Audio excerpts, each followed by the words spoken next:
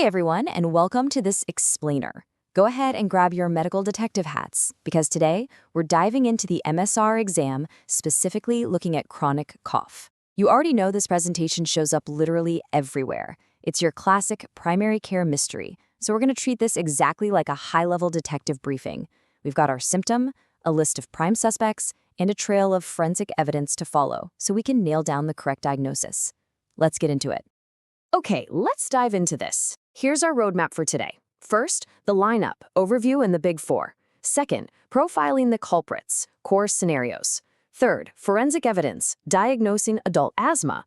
Fourth, the cheat codes, high-yield mnemonics. And finally, number 5, the interrogation, 10 MSRA questions.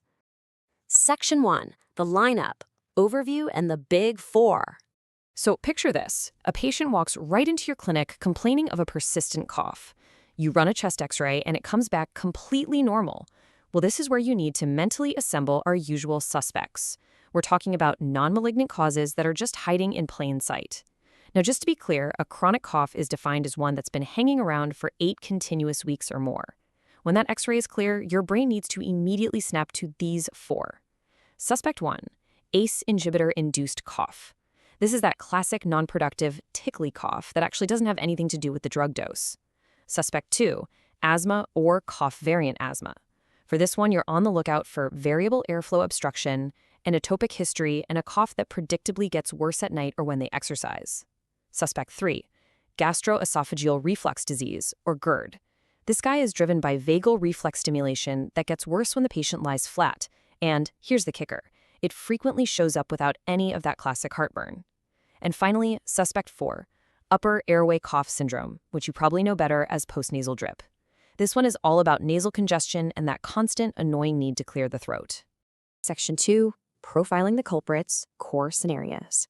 Let's contrast 2 of our biggest culprits side by side because they present very differently. First, the ACE inhibitor-induced cough. Imagine a non-smoking patient, normal chest x-ray, normal spirometry. They might have started a drug like Ramipril a few days ago or even months ago. The biochemical mechanism here is exactly what the examiners are going to test you on. AC blockade causes this massive accumulation of bradykinin and substance P, which just wildly irritates the sensory C fibers in the airways. So, what's the fix? You switch them over to an angiotensin receptor blocker, or an ARB, like losartan. Why? Because ARBs completely bypass that bradykinin metabolism issue. Now contrast that specific biochemical reaction with asthma. Asthma is a whole different beast driven by environmental triggers and anatomical inflammation. You're specifically looking for diurnal variation, meaning the cough is worse at night or early in the morning, and it's triggered by things like cold air or exercise. And this brilliantly illustrates a completely different type of clue for a totally different culprit, bronchiectasis. Say your patient has a chronic, really productive cough with a ton of daily purulent sputum, they get recurrent respiratory infections, and you hear coarse basal crackles. You absolutely need to order a high-resolution CT scan of the chest. And what are you looking for? It's defined right here, the signet ring sign. It's this fascinating radiological finding that literally looks like a ring, showing bronchial dilation and wall thickening. When you spot that distinct ring on the scan, boom, you've caught your culprit. But what if the critical clue isn't in the lungs at all, but right at the back of the throat? If someone is complaining of a chronic cough, a stuffy nose, and they're constantly clearing their throat, you've got to do an oropharyngeal exam. If you open their mouth and see a cobblestoned appearance on the posterior pharyngeal wall, you've struck gold. That mucosal textural change indicates lymphoid hyperplasia. Spotting that cobblestone texture is a total dead giveaway for upper airway cough syndrome, or postnasal drip. Section 3, forensic evidence, diagnosing adult asthma. Let's move to and see how this builds. We have a very methodical, step-by-step process with the unified UK diagnostic pathway for adult asthma. Step 1 is all about your first-line objective markers. You're checking the fraction exhaled nitric oxide, that's FeNO, and you're checking blood eosinophils. Now, if those markers don't give you a definitive yes or no, you escalate to step 2, second-line objective testing. This means checking bronchodilator reversibility, or BDR, and measuring peak expiratory flow, or PEF variability over a 2-week stretch. Still uncertain after that? No problem. You escalate to step 3, which is third-line testing, using a direct bronchial challenge with agents like histamine or methacholine.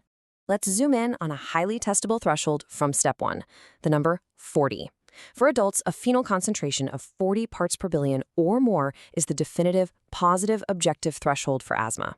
Seriously, lock that exact number in your mind for the exam, 40. So the crucial point is, and please pay really close attention here because this is a classic, repeatedly used trap in MSRA questions. Normal clinic spirometry does not rule out asthma. Actually, scratch that. It absolutely does not exclude the diagnosis. Why? Because the very nature of airflow obstruction in asthma is variable and intermittent. If you happen to test your patient on a really good day in the GP surgery, their spirometry might look completely flawless. Do not let that trick you into dismissing an asthma diagnosis if their clinical history is screaming asthma. Section 4. The cheat codes. High-yield mnemonics. Now, what's really interesting about this slide is how much time it's going to save you. It's time to arm you with some secret weapons, high-yield memory devices for rapid recall that will save you precious seconds on the actual exam. When they ask for the big 4 non-malignant causes of chronic cough, just remember the letters AAGP. ACE inhibitor, asthma, GERD, postnasal drip. AAGP. Next up, for the bronchodilator reversibility threshold in adult asthma, you've got to remember the code 12 and 200. A positive reversibility test requires a 12% improvement in FEV1 and an absolute volume increase of 200 milliliters. It literally has to be both criteria met. Just think, 12 and 200.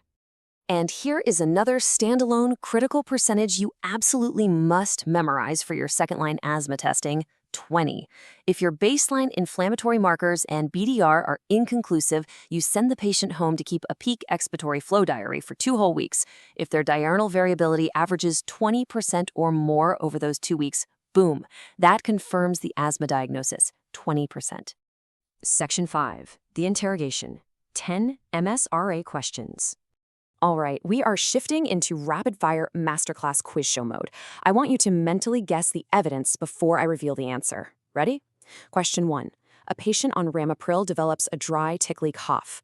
What inflammatory mediators accumulate to cause this? Got it? It's bradykinin and substance P. Question 2. Your patient has an unremitting dry cough 3 months after starting an ACE inhibitor. What class of medication do you switch them to? Right. Angiotensin receptor blockers, or ARBs. Question 3. What is the adult FeNO threshold that supports an objective asthma diagnosis? Come on, we just covered this one, no excuses. It's 40 parts per billion or more. Question 4. What are the exact numerical criteria for bronchodilator reversibility? Call up your cheat code. It is a 12% increase and 200 milliliters. Let's keep the momentum high. Question 5. What is the minimum percentage for a peak expiratory flow variability diagnostic cutoff over a 2-week diary? Greater than 20% variability. Question 6. A patient has a chronic dry cough that gets worse when they lie flat after meals with a normal X-ray and negative asthma tests. What empirical primary care trial is indicated? You're going to want a high-dose proton pump inhibitor, or PPI, trial for 8 to 12 weeks. Question 7.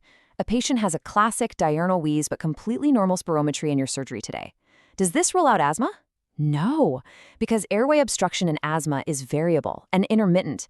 Absolutely do not fall for that trap. Final 3 questions. Let's cement these clues in your mind. Question 8. When examining the oropharynx of a patient with postnasal drip, what mucosal textural change do you see on the posterior wall? Yep, the cobblestoned appearance. Question 9. A patient presents with a prolonged dry cough triggered by cold air and exercise, but absolutely no wheezing. What clinical variant is this? That would be cough variant asthma. Question 10. After you discontinue an offending ACE inhibitor, within what time frame does the cough typically resolve? It usually resolves within 1 to 4 weeks. You survived the interrogation. Listen, memorizing these clinical patterns, these exact thresholds, and these cheat codes is for sure going to help you ace this section of the MSRA. But I really want to leave you with a much bigger thought as we wrap up today. How many months of patient discomfort, sleepless nights, and sheer frustration will you prevent out in the real world by instantly recognizing the actual culprit behind a chronic cough?